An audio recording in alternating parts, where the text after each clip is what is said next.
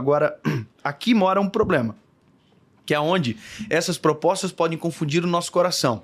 Quando a gente pensa que o resultado que a gente tem está atrelado com a gente exclusivamente, é onde as propostas começam a tocar o nosso coração, porque daí a gente pensa que não precisa de Deus na receita, que não é a graça do Senhor, que é a gente sozinho. Então a gente começa a pensar de uma maneira sistemática aquilo que foi gerado no milagre.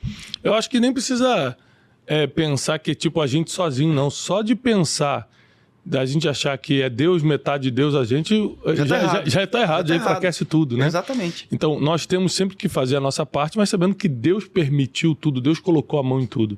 O apóstolo Paulo vai dizer exatamente quem somos e o que representamos. Nós somos um vaso de barro. E aí Paulo vai dizer, olha, tendo porém tesouro em vasos de barro para que a glória seja dele. E em Jeremias a gente vê a natureza do vaso. O vaso quebra, o vaso dá problema. O vaso precisa de manutenção na mão do oleiro. Ou seja, quando nós reconhecemos quem somos e que quem nos usa é o detentor de honra e glória, e que é o que fazemos aqui, é onde o nosso coração é preservado. O risco, muitas das vezes, não é o nosso próprio coração sozinho, por mais que o coração é enganoso. O risco é quem nos cerca. Se nós nos cercarmos de pessoas que nos lembrem quem somos, de onde saímos, quem Deus é na nossa vida, a gente preserva um caminho de longevidade. Agora, quando a gente se cerca de pessoas que bajulam, batem nas costas, que tudo tá bom e que tudo tá dando... Parece que tudo é certo que você faz, esse é um caminho de queda. Porque você começa a ser enganado por quem está na sua volta, enganado também. E às vezes as pessoas fazem isso só para manter as coisas como estão, porque para ela estar confortável financeiramente, estar do seu lado, e ela tem alguns benefícios contigo, então o time que está ganhando não se mexe, ela fica te bajulando para continuar aquela mesma situação, apesar dela saber que deveria te repreender naquele caso específico e tal. Eu acho que a gente resistir às propostas que vêm diárias tem a ver com a certeza que você tem da sua identidade, tem a ver com as pessoas que você anda sem dúvida nenhuma, e tem a ver também, principalmente, com você ter esse senso de destino profético. O que eu quero dizer com isso, para ficar claro? Destino é o seu futuro, para onde você vai. Profético é aquilo que Deus falou sobre você. Então, aquilo que Deus falou sobre o seu futuro, eu sei para onde Deus está me apontando. Deus me aponta para um lado sempre da educação, do treinamento.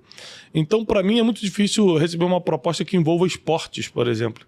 Porque não tem nada a ver com o meu perfil. Ah, mas se for financeiramente muito importante e tiver gente muito conhecida no mesmo projeto, muito famosa, vai te dar seguidor, aí você precisa saber, eu quero seguidor, eu estou atrás disso, eu estou atrás do meu destino, eu estou perseguindo o meu destino profético. E isso é uma decisão que, olhando assim, você pode estar aí no seu carro, onde você está escutando agora, falando assim, claro que eu vou preferir meu destino profético, até de verdade chegar à proposta. Porque quando você está só pensando na possibilidade, você sempre escolhe o mais ético, o mais bonito. Mas no dia a dia, na hora da guerra, a decisão é muito difícil. E o apóstolo Paulo diz que vai ganhar quem você alimentar mais. Carne ou espírito? Quem você alimentar mais. A vontade de Deus ou a sua vontade? Quem você alimentar mais. Como vocês lidam com isso? Tanto você quanto o Dave. Porque isso que você falou realmente é bem interessante. De lidar com essas propostas que estão fora do destino profético, do futuro, do propósito. Eu penso o seguinte, Cleiton.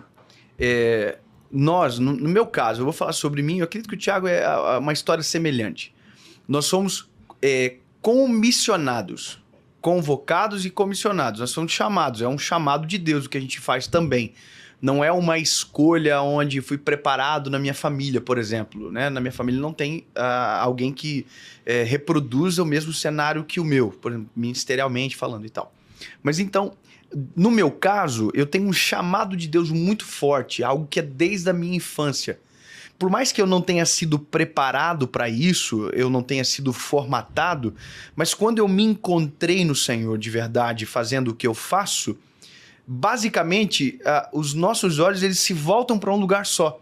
Então, todas as vezes que eu recebo uma proposta, eu sempre tento perceber e olhar para o que eu estou fazendo e se aquilo pode manchar a minha caminhada, que eu sei aonde eu quero chegar. Então, por exemplo, eu não sou um homem de negócios, o Brunet já é uma pessoa de negócios, tem a ver com tudo isso, é o cenário dele.